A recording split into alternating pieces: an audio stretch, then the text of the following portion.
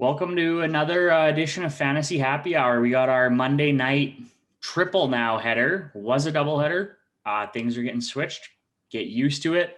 This is going to be a wild finish to a football season. Hopefully, the only season that this happens. But yeah, we got some good games here. We're just going to kind of brush through them as an overview, kind of similar to our Sunday slate videos, and maybe touch on them one by one. Give you guys a few picks that we think might be good, or more so Taryn will, and I'll chime in when he needs me, which is probably never. And yeah, let's get right into it. Taryn, what do you got for this one? Well, sounds like the opener game is going to be the Cowboys-Ravens, which I think this is probably the best get-right spot for Lamar Jackson there'll ever be. He should be back from COVID. All his weapons should be back. Cowboys are terrible. They got killed by Washington on Thanksgiving. And it looks like they give up a lot up to the rushing game. So I like going Lamar Jackson, even if you don't stack him. But I do like putting him with J.K. Dobbins because I think they're both going to run, and they're just going to run the ball all over this Cowboys kind of defense that has kind of no resistance thus far this season. So I think this is a great game to kind of stack Lamar in the running game.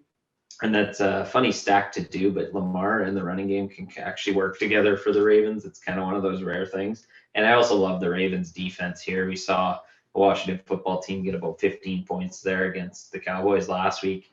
And then we saw Gibson run all over them. So, I mean, on the Cowboys side of this ball, I kind of liked going to Schultz at tight end as an option away from Mark Andrews. It kind of leverages you off Mark Andrews, who I expect, if there's a 3-game slate, will be mega owned.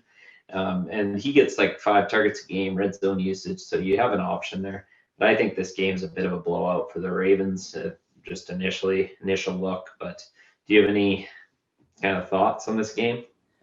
Well, I did, but going into last week, I was like, okay, this could be interesting. And then how bad the Cowboys were against WFT.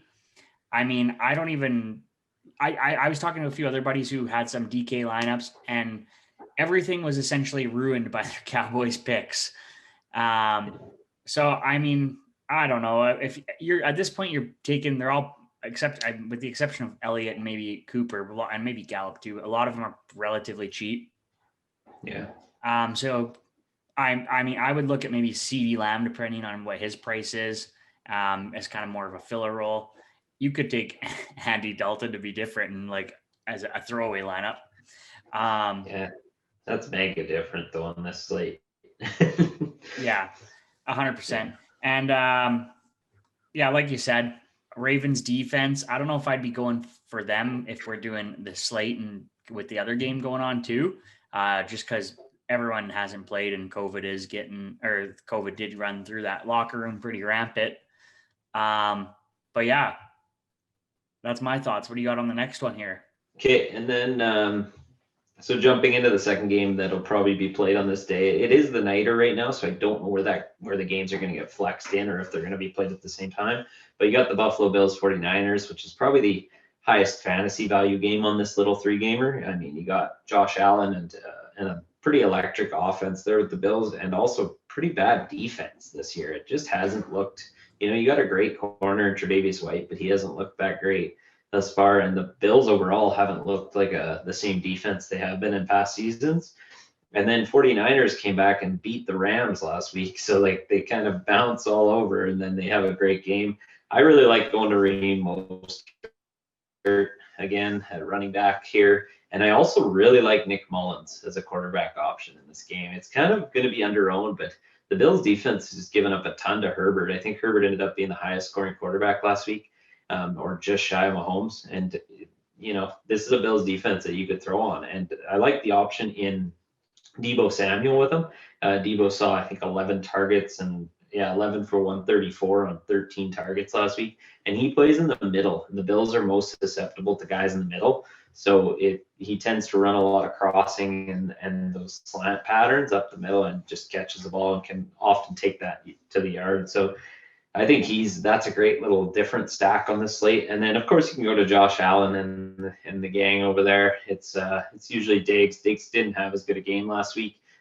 If I think Brown's on IR, John Brown now, so you could play Gerald. I think it's Davis, Gerald Davis maybe is his name, but he's been getting a ton of pass work with John Brown out. He plays that second receiver role. Cole Beasley's in the middle, so you have options if you're going to go with Josh Allen. But I think this 49ers D is actually pretty good, and they're particularly good up front against the run. So I don't like the running backs for Buffalo, although I never really like the running backs for Buffalo because they're so pass heavy.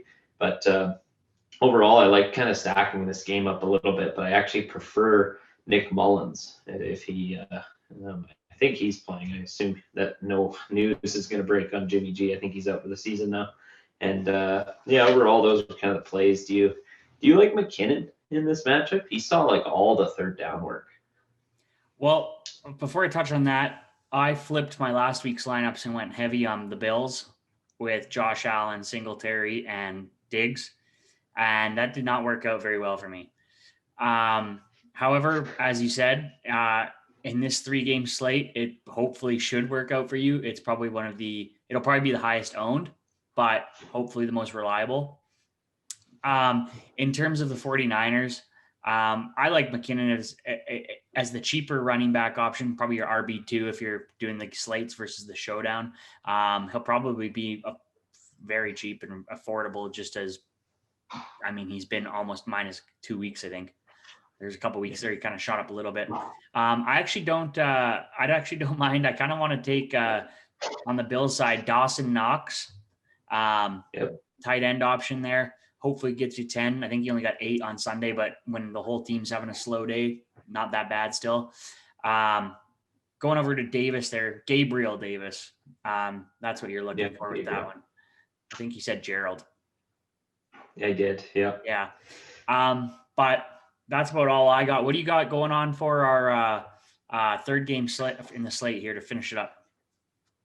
Well, this one got moved over, and the football team has been putting up a pretty good fight now. They're leading that division, that awesome division in the NFC. Was it South? No. Yeah, I think it is the South, but whatever, the Eagles division there, that they're now the leading team. And you know what, against the Cowboys, I kind of liked their offense. They look pretty good. I mean, you got McLaurin, who's playing awesome. He's probably one of the better receivers in the league right now.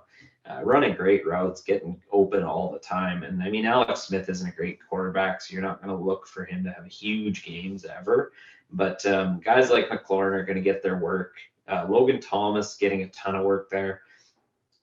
Gibson is the guy I love on this team, but then you go up against the Steelers, and that's a little bit of a different animal in the running game than the Cowboys were on defense. So I don't know if you go to Gibson in this slate, just because I think the Steelers' run D is good, and their D overall is fast, and especially up front, they're really quick. So Gibson's not going to break those holes, although he gets work in all regards. I think he touched the ball like 6 times on their opening drive. He gets a ton of work. But if you expect them to be behind, McKissick's still getting a ton of looks on the field.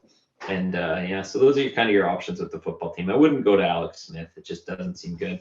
I do like their defense. I mean, Ben is susceptible to having some bad games. And this is 2 really good defenses playing each other, especially up front. So you have some of the better D linemen here on both sides. But the Steelers, of course, you can go to Big Ben right now. He's throwing at a clip that's above most quarterbacks, or like most offenses. He's just throwing the ball more in neutral pass situations than, like, even when they have the lead, they're throwing more than they're running the ball. It's just a crazy thing. And James Conner got put on COVID list, so watch that news. He probably won't play Wednesday, but he may be back. I assume he'll be back for the next week. So their run game just kind of stinks, and against Washington, that's not where you want to target anyway. But you could go Ben and any of those 3 receivers, Deontay Johnson, Claypool, Juju. I kind of like Claypool and Deontay Johnson the best. You can also go to Ebron here. All are really good plays on the Steelers, and Ben's throwing at such a high clip that you could often go triple stacking here. He was throwing, I think the one game there, all 4 of them were at 15 or higher points, and that included Ebron. So he's just thrown enough that you can play this as a quarterback stack. I wouldn't play the running game, especially against this front. But overall, I expect this game to kind of stay low scoring, kind of like a typical Pittsburgh game, 24-17, stay in that 40-ish range and kind of ride out. But do you have any thoughts here outside of Washington's crushing win over the Cowboys last week? I mean, I think this is one of those games where you can just go to the usual suspects on both sides. I mean, you mentioned Gibson, McLaurin, Logan Thomas. You're probably going to be safe with those three. Same if you flip to the other side, you're just is Juju, is he out? Is he gone, or is what's going on there? I think he's clear now. He had a little injury from the last game. I don't think he has a questionable tag anymore. I think he's Okay. back at So practice full same time. thing on the Steelers side. Yeah, you got the three receivers, and then like you mentioned, Ebron. I would be more interested if James Conner is going to be out. Would Benny Snell be a reasonable, cheaper art running back pick? Maybe. Yeah. Yeah. And then Big Ben, obviously. Between him and Josh Allen, and then obviously you already mentioned you like Mullins, though. I think those. I mean, I guess Lamar Jackson too, depending on that game. But you got the same kind of guys. Like, to me, there's no real sleeper picks that I'm seeing on it. What's your thoughts on James Washington? He doesn't get the play when all those receivers are there. If one is hurt, then he's a play to me. But if all three are there, he doesn't see the field enough. I mean, he could catch that one deep ball and, of course, break the slate. But that's going to be pretty rare in this offense. Claypool's became that guy. And it was speaking a little more to the quarterbacks there. I mean, just watch and see if you can find a video on ownership late in the week. I mean, that's all you want to do here. I expect Josh Allen to be the highest owned by far. And then probably Big Ben. Then you're probably looking to Lamar. Mullins, I'm guessing, is probably third last because, I mean, Smith and Dalton will be the two lowest owned by.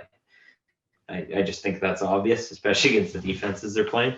So kind of watch the news, see if you can get a little different somewhere. And but don't try to get too different on 3 games. The usual suspects tend to outperform, and there's a reason for that. It's catching that Adrian Peterson on the Thanksgiving slate when he rushes for 60 yards, but 2 touchdowns in there. So.